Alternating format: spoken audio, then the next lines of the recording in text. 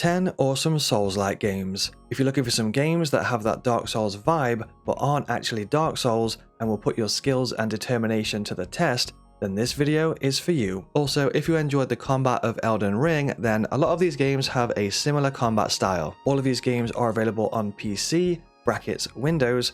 Most of these games are available on other platforms as well, for example, PlayStation 4, Xbox One, and Nintendo Switch. I'll make sure to mention what platforms the game is available on during that segment of the video. Every single one of these games has full controller support. I'll put links in the video description so you can get these games on download. If you want to be an absolute legend and support the channel, then make sure to hit that like and subscribe button. My name is Azzavhar or Azza. Now let's get into the video.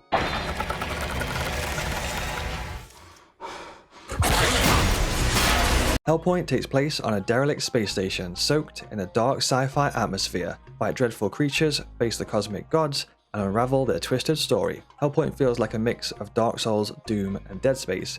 It's got Souls-like combat mixed with the Dead Space atmosphere, plus a splash of blood, gore, and aggressive combat on the side. There's a bunch of cool weapons that you can use that are broken down into 3 main categories, which are melee, ranged, and catalysts. Catalysts are essentially Hellpoint's version of magic. You can play cooperatively with a friend either locally using split screen or online. We've also recently added in a PvP arena, although I'm not quite sure how active that arena actually is. There's a boatload of hidden passageways and secrets to be found that adds an awesome sense of adventure and exploration. On top of that, you can earn an achievement for finding all the secret gold coins, which only 1.2% of players have obtained so far. Foul creations.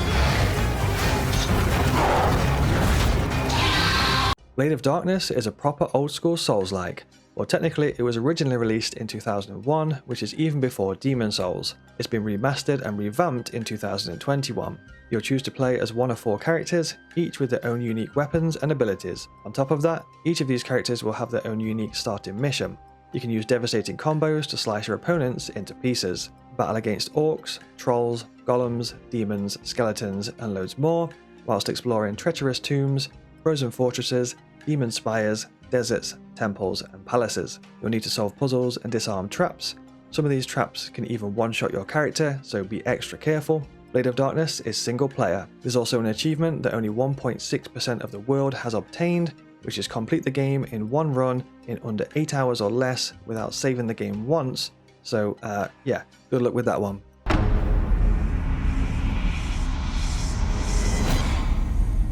Ashen is faithful to the Souls genre of stamina-based combat. You'll use familiar light and heavy attacks to destroy your enemies. The world feels very alive. You'll stumble upon some NPCs that will share their stories, which usually turn into side quests. You of course have your main quest line to follow as well.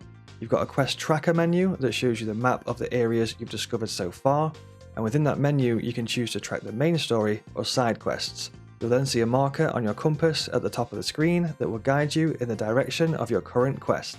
You've got the option to toggle an AI companion off or on. The choice is yours. Ashen also has online cooperative multiplayer, but both players will have to be at around the same part of the main story, and you'll need to be in the same area as another player to make the online co-op work. During my time in the game, there were some occasions where I had to use the AI companion or the help of another player to give me a boost up so that I could reach higher ledges and cliffs. As you get deeper into the game, you'll find yourself wanting to find out more about this world.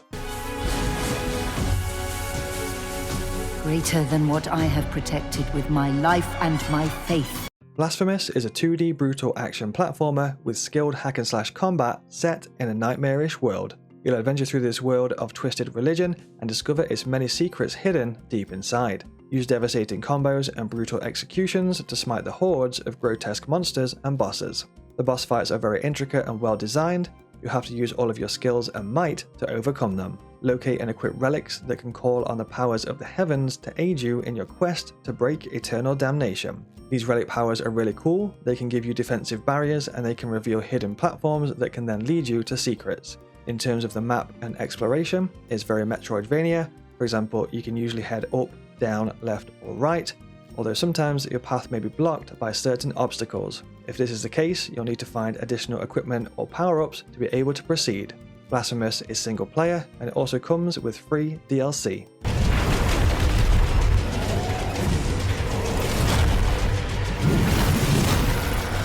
Mortal Shell will test your sanity and resilience in a shattered world. Your enemies spare no mercy, and you'll have to have your wits about you if you want to survive. Possess lost warriors called shells to gain the unique abilities and skills of that shell. For example, one shell is very agile and has a lot of stamina, but doesn't have a lot of hit points.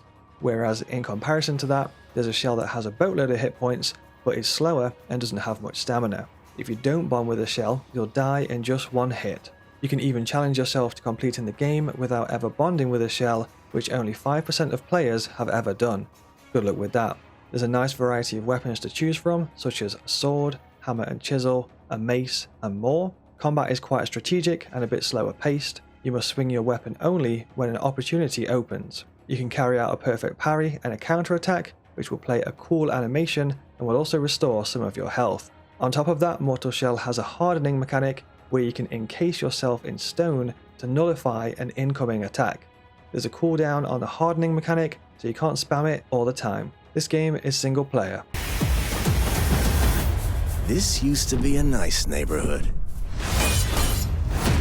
On the way into the city, your plane is shot down by a mysterious storm and crash lands. You're left with no choice but to make your way through the war zone that lies ahead in The Surge 2. Explore the city's intricate pathways to discover hidden paths and shortcuts. You'll be using an exo rig that gives you increased strength, speed, and endurance. To get new gear, you'll need to take it from your enemies. Using the limb targeting system, you can aim for specific body parts, target a weapon or a piece of gear that you're interested in, damage it, and then use a brutal execution to slice it off. You can customize your exo rig to your liking using a combination of parts, implants, and injectables. You can get a really cool implant that allows you to predict the direction of an incoming attack, and then you can parry it accordingly. You can even duck under and hop over incoming attacks to avoid them if you can time it right. This game is single player. If you enjoy The Surge 2, then you'll most likely enjoy The Surge 1 as well. It's all right. It's all right.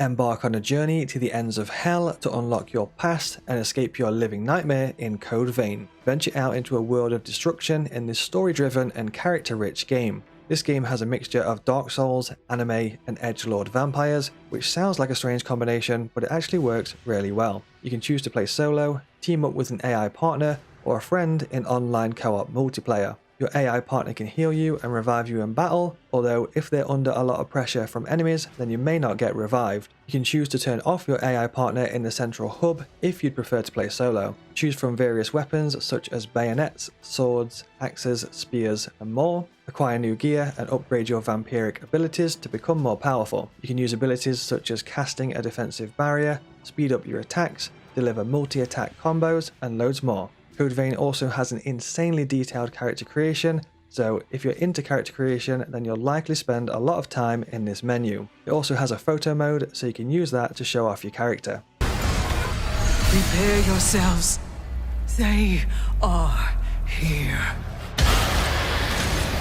The world has been thrown into chaos by an ancient evil from another dimension in Remnant from the Ashes. This game is set in a post-apocalyptic world overrun by monstrous creatures. As one of the last remnants of humanity, you can set out alone or alongside up to 2 other survivors to face down hordes of deadly enemies and retake what is lost. Overcome tough as nail enemies and epic bosses throughout hostile environments to earn experience, valuable loot, and upgrade materials. You can use those to build a loadout of weapons, armor, and modifications to approach any situation in your own style. You can choose to fight up close and personal using melee weapons, or you can choose to fight at range, whip out a gun, and start blasting away at your enemies, which is always fun to do. It's got a wide range of weapons to choose from, such as swords, spears, hatchets, pistols, assault rifles, and more. Explore dynamically generated worlds that change each time you play through them, creating new maps, enemy encounters, quest opportunities, and in-world events. Remnant from the Ashes even allows you to summon a dog companion that will fight alongside you, and when you can even stop to rest and pet the dog.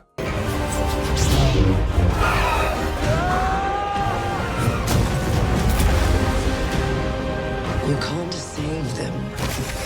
No! Not from the Empire.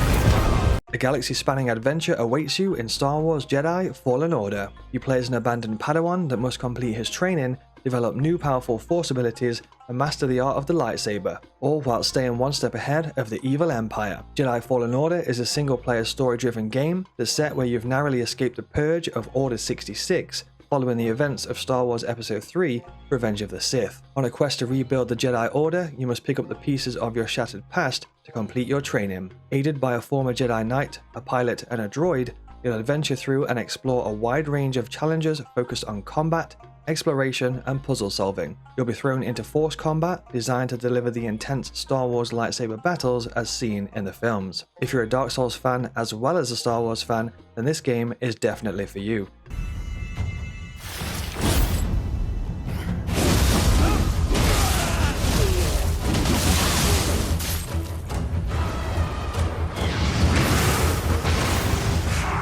Experience the thrill of taking on hordes of fearsome yokai in a battle to the death in Nioh 2. Create your own custom character and embark on an adventure that will take you through a war-torn Japan during the Sengoku period. You play as a Shiftling, which is a half human, half yokai, and because of this, you have the ability to use a yokai shift, which is very similar to the Devil Trigger and the Devil Form transformation from Devil May Cry. The amount of character, abilities, and weapon customization on Nioh 2 is absolutely crazy. For example, you could choose to combine your sword attacks with a magical buff, apply a fire talisman to your sword to deal fire damage, you can use ninjutsu abilities and ninja gear, such as running scrolls to increase your speed, throw shurikens and kunai to catch your enemies off guard, and generally just mix and match whatever weapons and abilities you want. There's a wide range of weapons you can choose from, such as dual swords, axes, hammers, kusuragami, tonfas, bows, adachis, and more. The combat is fast, fluent, and adrenaline pumping.